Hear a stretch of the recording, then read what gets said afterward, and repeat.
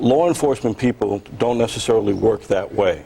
With a reason. I mean, they may be motivated by that, but they know that their first job for those people is to secure any future attack that may occur. We don't know what might be happening next. To deal with their intelligence, who did this, who is responsible, to go after who is responsible, yes, and then to deliver to the president options for retaliation.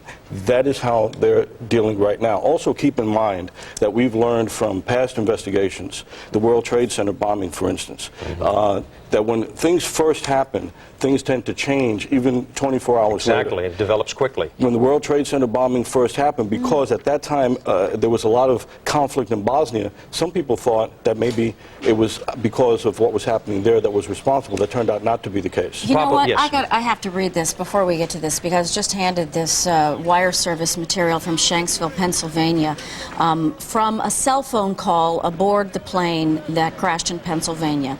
"We are being hijacked. We are being hijacked." Those frightening words were uttered by a passenger aboard United Flight 93 who was able to call emergency personnel on his cell phone before the plane crashed in western Pennsylvania. Westmoreland County Emergency Dispatcher Supervisor Glenn Kramer says a dispatcher got a call from a man who said he was locked in a bathroom aboard the plane, the man repeatedly telling officials the call was not a hoax. The quote about the plane being hijacked came from a transcript of the call. Flight 93 was headed from Newark to San Francisco, 38 passengers, 2 pilots, 5 flight attendants on board.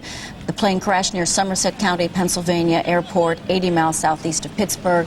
Everybody on board dead. First piece of information we've had on that. I'm sure that will be... Now that... I was just going to say, the miracle of these phones and the BlackBerries up there, communications... That confirms what yes. law enforcement, at this point, what their early thesis is, that the hijackings of these planes occurred in flight. That tells them something. Also, from all the eyewitness accounts that we've been hearing and that they've been hearing, the 2 planes, for instance, that went to the World Trade Center seem to be flying fairly direct, not wavering. That tells them that the controls were taken over, that those who hijacked the plane, at least somebody knew how to fly those planes. Yes. Because what I was told by a U.S. Marshal, for instance, is that no American pilot, even at gunpoint, would fly into those buildings. They would find some. Look at what happened in Pittsburgh. Something unfortunate So like these that planes would were happen. commandeered, obviously. Which also then tells law enforcement that there was a lot of planning here. And also, I mean, just look at the obvious. Look at these 2 things at the World Trade Center. Look at what happened in Washington. This was not done by people who just came over the border last month. These were and there were warnings, too, and I want to talk about those warnings. Let me just take a short break. Right. Stay with us, Pablo. We do have some reaction right now from PLO leader Yasser Arafat. This is the latest that we have with Yasser Arafat condemning what happened today in the United States. Let's roll the videotape right now. I am offering my condolences, the condolences of the Palestinian people to the American President, President Bush, to his government, to the American people for this terrible act. We are completely shocked, unbelievable. We have PLO leader Yasser Arafat talking about what happened today, his concern, his sense of wrong, obviously, and yet at the same time we're seeing, Pablo, the celebrations that are taking place right now in Palestine. Well, the intelligence community feels that in something like this, Yasser Arafat is somewhat out of the loop, that the kind of attacks that we've seen at the World Trade Center, or if this is that kind of attack what we saw today in parts of this country, is done by ad hoc groups acting in a coalition, more what the kind of financing from Osama bin Laden's organization that just sidesteps Yasser Arafat. Now, on the other hand, when you see a reaction from the Taliban, who have provided cover to Osama bin Laden, the feeling there is that they're saying that because they know that they're going to be first up when it comes to retaliation. But I'm also hearing from people who are reporting to Washington, in fact, one marshal told me straight up, do they know who the president is right now? Because the debate going on in the president's inner circle is not along the lines of, say, some surgical strike or some embargo, but it's how big a counterpunch are we going to deliver? Are we going to, because this is being treated as an act of war. power. This is not being treated as some isolated commando suicidal type incident. Probably you're familiar with the report that came out of London about 3 weeks ago, where Osama bin Laden had said that he had planned some type of attack on the United States for its support of Israel. Well, clearly when the millennium planning that they had engaged in had fizzled, then this was probably seen as the next step to take to get back. Also, what I'm also hearing is that if you see the reaction from around the world leaders from France, Russia, all seem to be saying that whatever the United States wants to do right now is okay.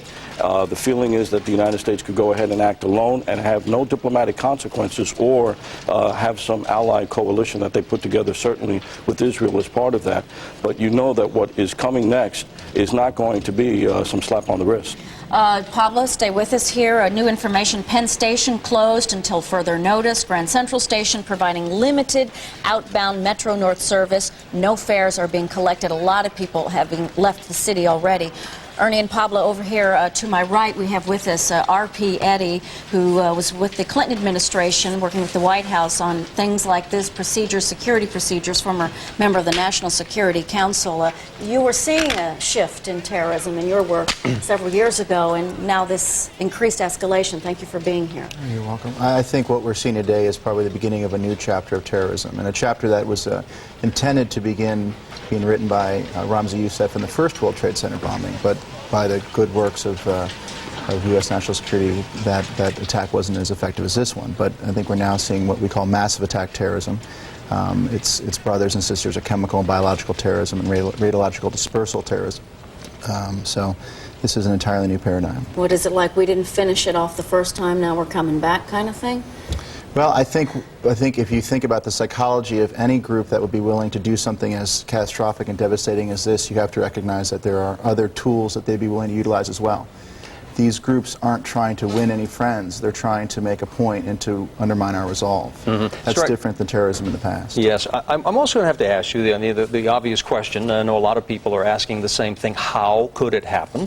Because we just talked about this report out of London not too long ago, 3 weeks ago, where there was a warning. And I'm sure that a lot of information that you understand how the system works comes through our government. How could this occur without any plan of any sort or any warning so that there would be some reaction to it before it happens? Well, that's a good question, and it's a poignant one. Most people are probably wondering right now. The way many of the terrorist organizations that I would suspect are involved with this operate now is what's called a cell system. They no longer have a centralized command and control apparatus. They have small cells all around the world that are autonomous and are given resources and direction only limitedly. And I think that makes it terrifically difficult for law enforcement and for intelligence officials to get an idea as to what they're planning and what they're doing. And on something of this scale, given what happened, say, in Washington and New York, the cells, at least some of these cells, had to be communicating, had to work together to coordinate this on this day, on this morning. I think I wouldn't want to speculate on how many cells were involved, how large the cells were, but I suspect that that's correct. And I think the thing that sort of terrified me this morning was that other cells that may not have had communication with the command and control center of whatever terrorist organization this may be might get motivated by this. And I think that's probably why we're seeing a very heightened amount of security nationwide. If I may for just a moment, let me just, you said that you were terrified. I think this one was the phrase that you used. Yeah. And this is your field. This is what you do. And we heard Jim Kallstrom's voice before, and we could hear the emotion in that. Some of the people that I've been talking to said, this is just over the top. This is off the radar chart. I mean, is that pretty much the feeling you think in the intelligence community, that there's only so much planning for something you can do, and then when something hits you like this, it's just there really is no planning for this in a way. Yeah, I'm looking at the screen behind you and looking at what we're talking about, and I can't believe it, and I don't think any of us can. And the National Security Council and the counterterrorism apparatus, U.S. government, goes through scenario planning, and we map out ideas like this, and we sit around and talk about it, and there are local responses that local responders that train, and ideas like this and others that are maybe more grand have been gamed out. But the difference between that and actually seeing something like this is stunning for someone in my line of work, or my former line of work, as anyone else. And as you went through that work, how secure did you feel when you were doing it versus like last week? I mean, when you talked about the shift in the different organizations. Yeah. Well, a recognition that you have to have dealing with counterterrorism is that in an open society such as the one that we all enjoy, you expose yourself you have massive vulnerabilities. And you can't cut back on those vulnerabilities too greatly without actually cramping our way of life. And when you do that, then to some extent the terrorists have won. So there's a balance between those two things, and you have to recognize it. With your experience, okay, in this area, there have been stories circulated that perhaps a couple of more planes might be missing by United Airlines and American Airlines. There's a buzz that maybe there might be another hit somewhere else. If you can address that, tell us what your views are on that possibility. The first thing to recognize is the U.S. government is not going to do, and I don't work for the U.S. government anymore, but they're not going to do anything dishonest.